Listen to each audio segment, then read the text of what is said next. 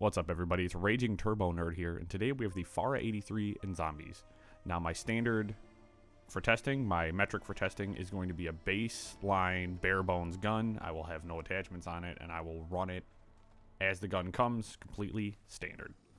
Now, out the gate, we have an extremely high rate of fire and high recoil due to that rate of fire. It has an up and to the right recoil impulse. Now, I found that when firing bursts with the iron sights, it felt like it jumps around a lot. So I felt like I was missing bullets that with other rifles I would have made connections with. This led me to start using the gun less as an assault rifle and more of an SMG. It does have very good hip fire accuracy because you are just absolutely pelting rounds out of this gun. I mean, when you're in close quarters, you shred. You shred them to pieces with no hassle whatsoever. This gun is surprisingly accurate at long distances though. Even with that high recoil and that crazy rate of fire, if you tap fire, you can hit some really good long range shots. I mean, the bullet velocity is incredible. I was hitting targets, it felt insane, hitting targets pinpoint accurately up to about 100 meters, I believe. I was on Alpine and I was sniping downhill, and let me tell you what, I was hitting headshots I didn't think I was going to hit with this thing. Now, of course, with any gun with a high rate of fire, one of the major weaknesses is the 30-round magazine. You will find yourself reloading a lot, and I mean a lot. I found myself having to do full reloads every few seconds when I was fighting zombies. I mean, there's no reason to stop in the middle of your sustained fire to just reload 30 rounds. It is a bit of a problem. I mean, that's easily remediable by attachments, by getting like the 40-round speed mags or 50-round speed mags. So that's an easily fixable situation. With attachments in general, you should be able to tame down that recoil really nicely. I believe this gun can be extremely devastating with all the correct attachments. Me, myself, I would probably run it more as an SMG though. I would probably max it out for movement speed, tame down that recoil a bit, get those big mags on that thing, and just run it more SMG style.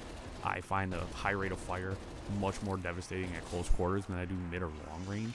I'm not a big fan of high rate of fire weapons anyways. I don't like wasting that much ammo that quickly. I like being able to have nice controllable recoil, a nice controllable rate of fire, and I like being able to put all of my shots on target.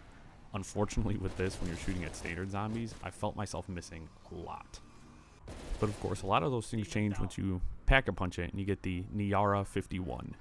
Now, most assault rifles, you're going to get a double mag size. This thing gets a triple mag size. I went from 30 to 90 rounds, and it changed the game. Now, it changed it in a positive, and it changed it in a negative way. Of course, as for positive changes, I get increased weapon damage, and you also have 90 rounds. Now, that is a huge help on the stock gun. It made it feel like an LMG at points. I had so many rounds. Now, I can only imagine having the 40 and then the 50 round, you can get up to 120, possibly 150 rounds in an assault rifle.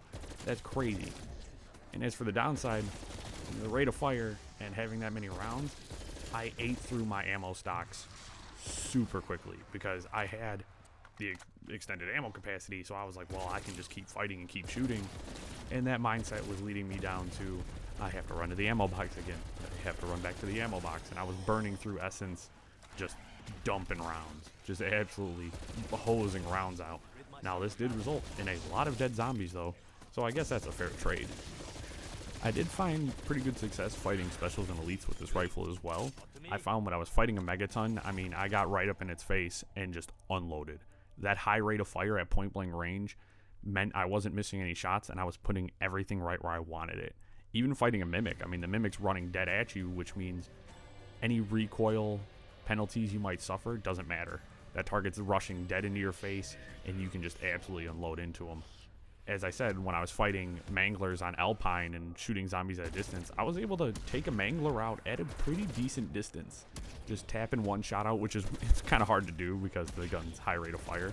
But if you can kind of just tap and get those shots out, I was able to blow a mangler's cannon off and had him dead in just a matter of seconds. I was really impressed with the rifle at that regard. All in all, to me, I would say this rifle's okay in zombies. The high rate of fire and the way it eats through your ammo is not a very sustainable situation. I would find this a decent backup gun as a submachine gun platform. You know, something to help kind of chunk down elites and back you up when you need it. As a primary, it's just going to be such a consumption on your resources because you're just going to be eating through ammo so quickly. In Outbreak, it's slightly less of a problem because so many enemies drop ammunition and all of the specials and elites drop ammo after you kill them. So in the end, I'm going to rank this one pretty low on the scale of assault rifles and zombies. I don't think it's particularly great.